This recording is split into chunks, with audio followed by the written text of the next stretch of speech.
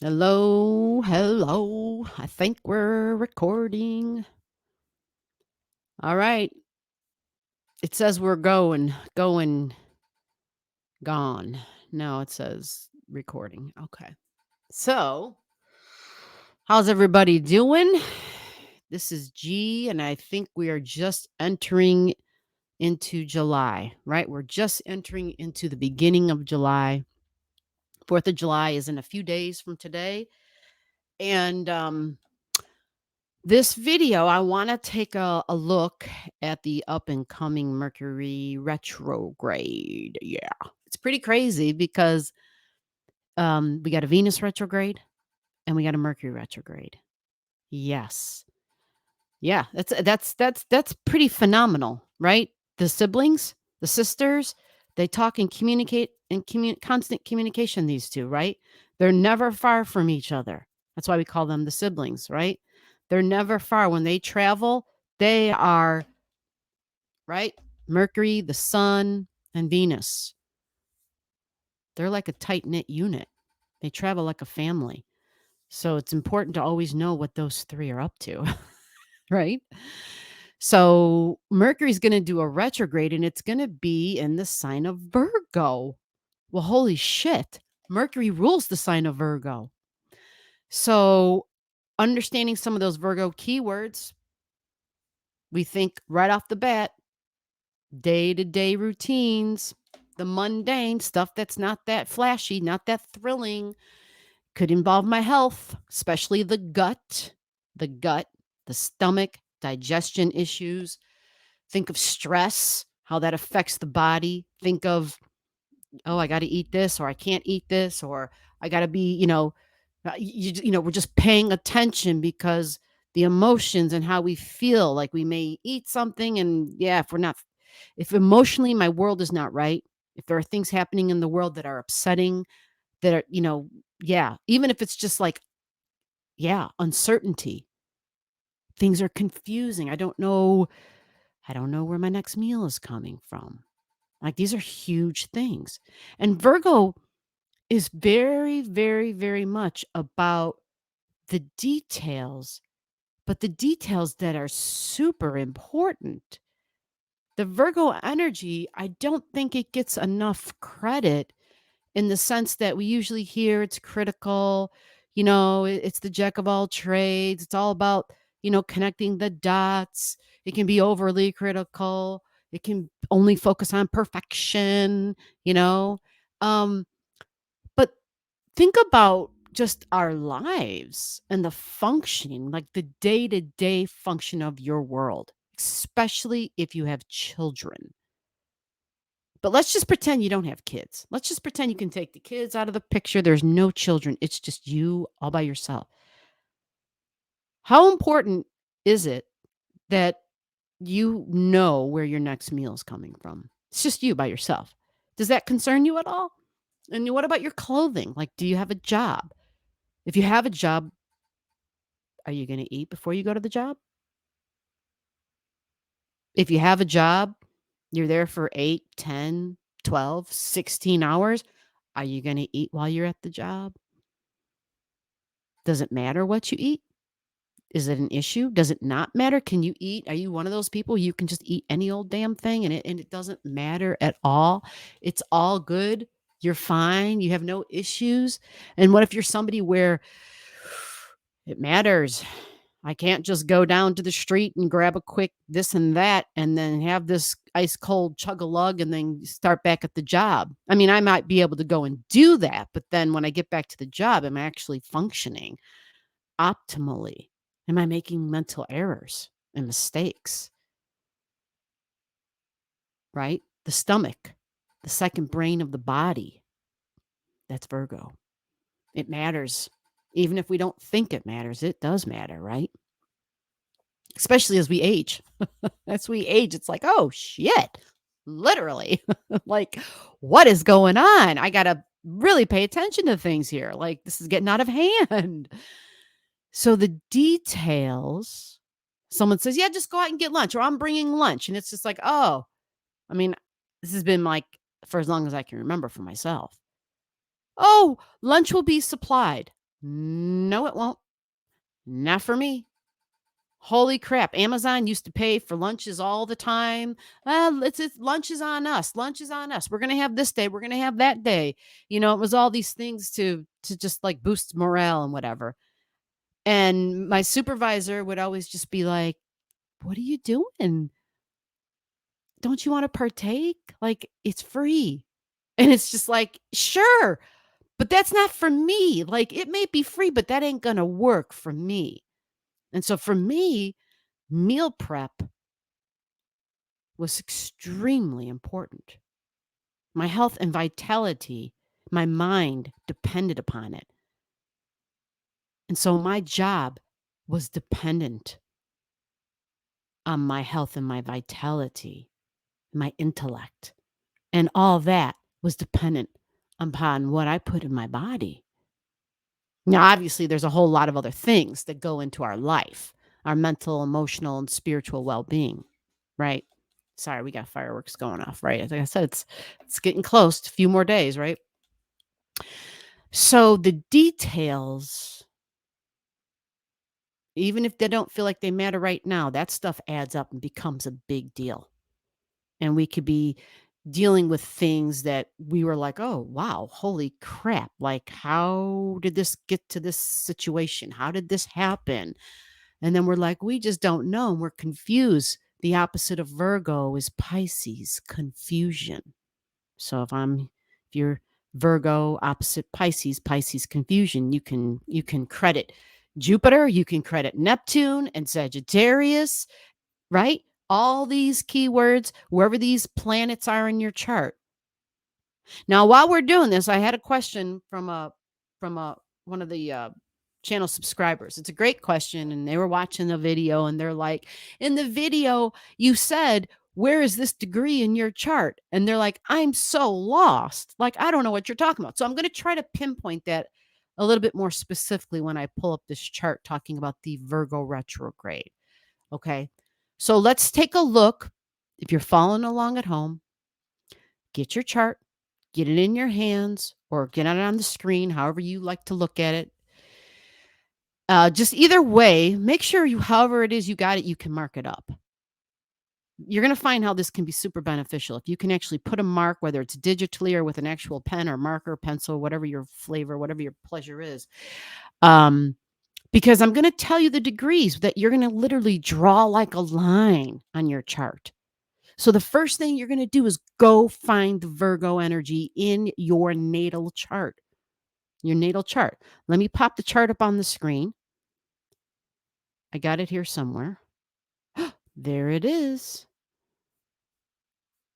And oh, I tell you, I'm having such weird issues with StreamYard. I can't. Anyway, I don't want to talk about it anymore. One day, StreamYard, one day you will not see me anymore. G will disappear and will be somewhere else. As soon as it's time to renew my contract, that's right, I will probably be somewhere else. So let's take a look at the Virgo energy in this chart. You need to know what the sign of Virgo looks like in order for you to be able to find the Virgo energy in your birth chart. So the sign of Virgo is this. It looks like an M. You see that? It looks like an M. I'm not sure what color your chart is going to show your sign of Virgo in because I don't know what software you used. If you get a chart from me, which by the way, if you don't have your chart, what are you waiting for? I can get your chart to you, delivered right to your inbox. It doesn't cost you a thing. It's just the passion of all astrology, and it gives you the ability to follow along in these videos, and it takes out a lot of the confusion because then the chart in your hand will match the chart on my screen, the chart on your screen. You get it? So that way I'm not saying, well, your Virgo should be this color, right?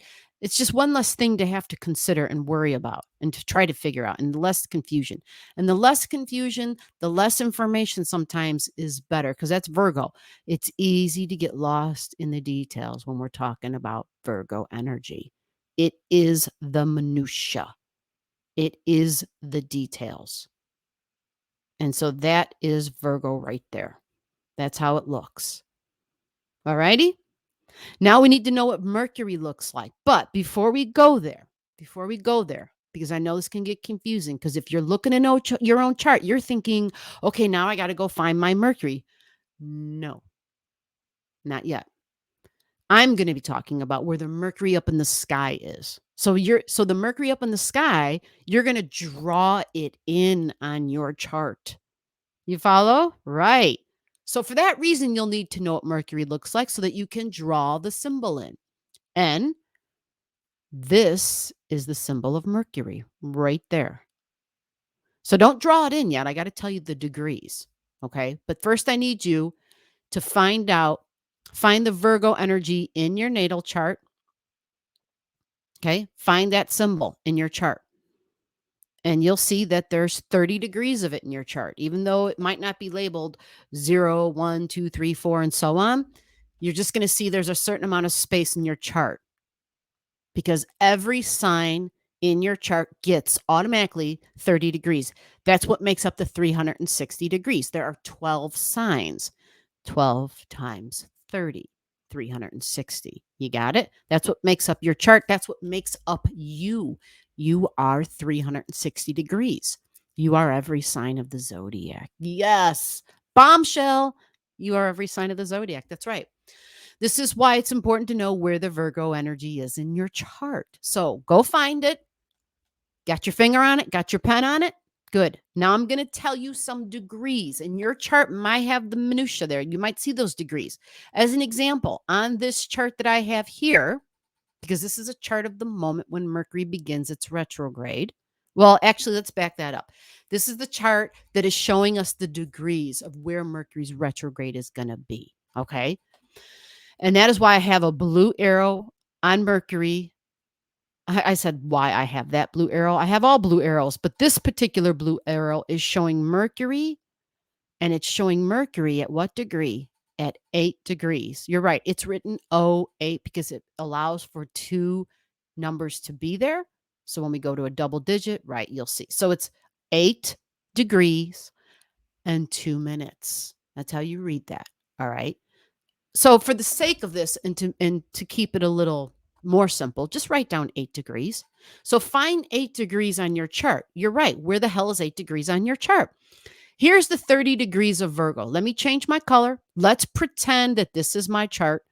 Let's just pretend this is my chart. I got Virgo at the beginning stages right there, 0 degrees, because we have Regulus at 0 degrees in Virgo. We all have that in our chart. So that's where your Virgo energy begins in your chart. Now, Virgo energy is going to end at 30 degrees of Virgo. Where would that be? Well, in this chart, I see there is something here at 25. But I know because G said every sign has 30 degrees. That means there's about 5 more degrees of Virgo here in this empty space. It's empty space because there are no other planets there in your natal chart. Or maybe you're somebody who does have some planets here at 25, 26, 27, 28, 29. It's a possibility your natal chart may have that. Okay. If it does, then you understand what I'm talking about because you see how that house is filling up. Maybe your Virgo energy is a little lacking in the beginning. Maybe you don't have anything in the teens. All of this is normal. I've never seen a chart where somebody has something at every degree in that one sign. Even though I've seen houses that have tons of things in one sign, I haven't seen one yet where they've got something at all 29, 30 degrees. Haven't seen it yet. So don't ever expect that. But what I want you to do is to mark off your Virgo energy. So I am going to use a roundabout. So if I know that this is 25, I'm going to put my 30 like over here. So I'm just going to draw that in because this is my chart. It's my imagination. I get to do with it whatever the hell I want. It's my chart. I'm going to slant it in a little bit there because I know that, it's going to probably be even a little bit closer because I got Libra energy here and there's 13 degrees of Libra right here somewhere because Libra energy begins after this line that I've drawn because this line represents the end of my Virgo energy. Okay. So this was just me showing you how to highlight all the Virgo energy in your chart. Now that we know where that is, the next thing we're looking for is what house number is our Virgo energy in. For some of you, this is going to be simple. For some of you, Virgo may only take up one house number. It may all be in like your 11th house, or it may all be in your 10th, or it might all be in your ninth, or your 8th, or your 7th, and so on. This chart, for example, is complex. This chart shows that there's a little bit of Virgo in their 11th house and in their 12th house. So, for this chart, as an example, the Virgo energy spans across two houses. And that's important to know because this means that Virgo energy is going to be part of two areas of someone's life because each house represents an area of your life. You follow that? Right. So for those of you who have your Virgo energy split up, it's a little bit more complex. Your life is a little bit more complicated. That's very possible and would be quite normal. Okay? I use a tropical Placidus house system. So for some of you looking at your chart that I didn't give you, you might be staring at a chart that follows a different house system. It might be a whole house system. That's not the chart that I use because this is what resonates for me. So if you're going to follow along in these videos, you do whatever works for you. But my recommendation to make it easy, especially if you're a beginner, please ask me for your chart so that you can follow along and it makes it simpler for you. Okay. Now, we know that Mercury is going to, or let's put it like this way. We know that the 8 degrees is a big deal because that's what G is telling us. And I'm telling you this because, well, I have an ephemeris and I know where the Mercury retrograde shadow zones are.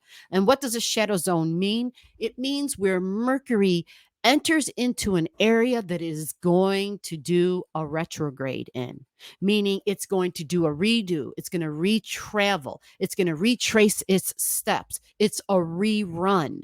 You follow? We're going over the same areas of life that we've already gone through, that we've already gone over before. All right. So, Mercury, I have the dates written down, I have the degrees. It is between 8 degrees and 22 minutes. So that tells me in my chart, let's pretend this is my chart, right? Let me get my black out again. No, I'm going to use a different color. Let me get out my green. I'm going to start here at 8 degrees because that's where the Mercury's marked. And I'm going to I'm just going to draw my line to travel to 22 degrees. And I'm going to stop short right before this 25 degrees. That makes sense, right? 8 to 22 is the area in which Mercury does its retrograde. So you see that line? That line says, here's Mercury today. I know because we're talking about a retrograde. Automatically, that means Mercury is going to travel to the 22-degree mark that I said.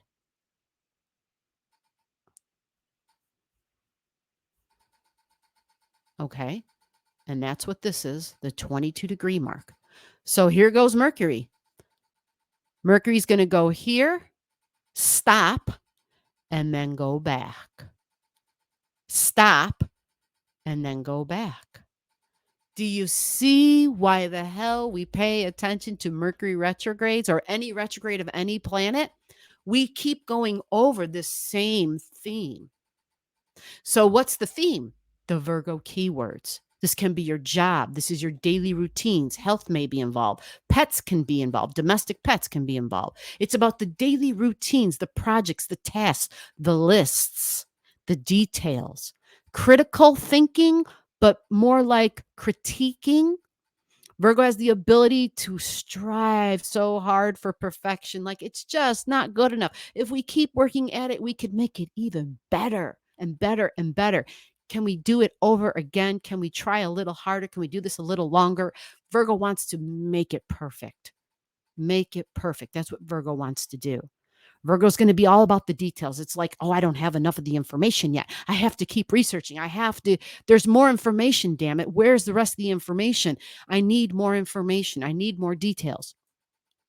So Virgo can have a tendency to drown itself in the details, right? And it would make sense if you have a Mercury going over the same areas of life. I'm going to use another color to reiterate this. Mercury starts its retro, it starts here, gets to 8, then it travels to 22, then it goes back to 8, and then it stops and goes forward and travels to 22 again. You see that?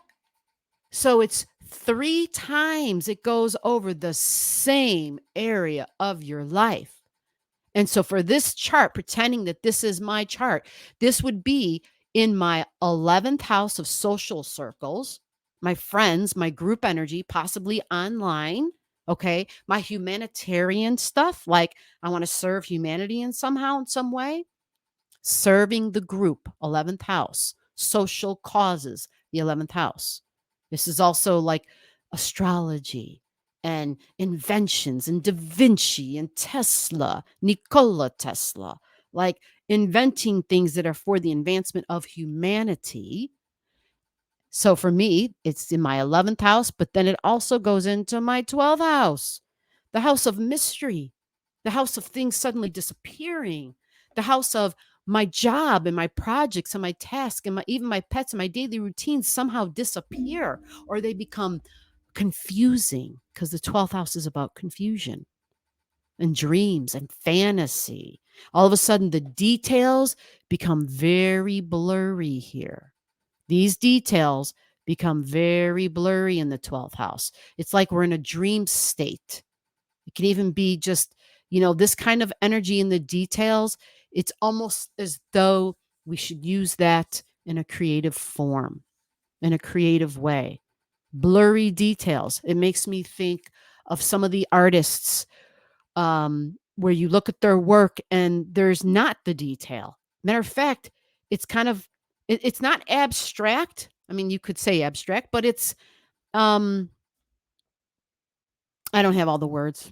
My previous art teacher would want to kick my butt because I don't have the words to describe this, but it's because 12th house is creative. Okay. It's very creative. It is sound, and having Mercury here, creative sound, creative words, uh, calendars, schedules, work, even projects and pets, stomach and digestion. There may be a time for some people, if your chart were to look exactly like this, where this could be a very complicated time because we've got Mercury up here in the 11th house, which is really does super wonderful in the 11th house. Mercury does phenomenal in the 11th house. It's like rocket scientist. It can see the details, the minutia, but then it can see the big picture and put things together and gets the downloads, like divine downloads. So it's almost like the universe and God, creator, whatever, downloads information. And it's like all of a sudden you understand these amazing concepts. It's like astrophysicists, right? It's just crazy energy. It does really well. These are the doctors, these are the inventors, science, astronomy. I'll say it again, astrology. All of a sudden, things kind of click and make sense. The details come together. And all of a sudden, there's you can see all the dots connected and you see it's like the aha moment. But then what happens if this is your chart? If it goes into the 12th, all of a sudden, all the details and the way those things connected and the picture that they formed, that picture becomes muddied and blurry because the 12th house is water energy. It can, it can, it can kind of, I don't want to say dilute the picture, but it can blur the picture. It can all of a sudden make it look really clouded and fuzzy. And all of a sudden, I don't see the details anymore. All of a sudden, the details might even disappear. Communication may disappear. Let's talk about Mercury when we're talking about communication. This is online, text messages, emails. This is using your telephone, but this is also snail mail. This is news. This is social media. So remember, the only thing that I'm referring to as being blurry is if this is in your 12th house. So you got to find out from me, where is the 8 to 22 degrees? Where is the 8 to 22 degrees of Virgo energy in your chart? Where is that? What house number does that go in for you? I can't tell you that. You got to look at it up in your chart.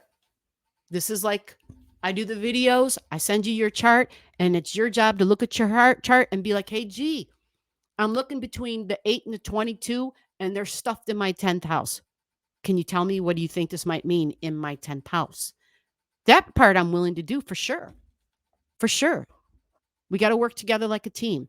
Hey, G, my 8 to 22 degrees of Virgo, it's over in my 6th house. It's over in my 3rd or my 4th or my 5th or my 2nd or my 1st. It can be in any one of the 12 houses. Or you may have a complicated chart where your Virgo energy between 8 and 22 stretches and it's between and divided between two houses. That's a possibility, and that is definitely more complex. So I'm going to have another video out and we'll talk about the more details, the other things. But for right now, I want you guys to figure out where the 8 and 22 degrees of Virgo energy is in your chart. And if you don't have your chart, comment to me below and I will help you out in any way that I can. I will see you in the next video. Bye-bye.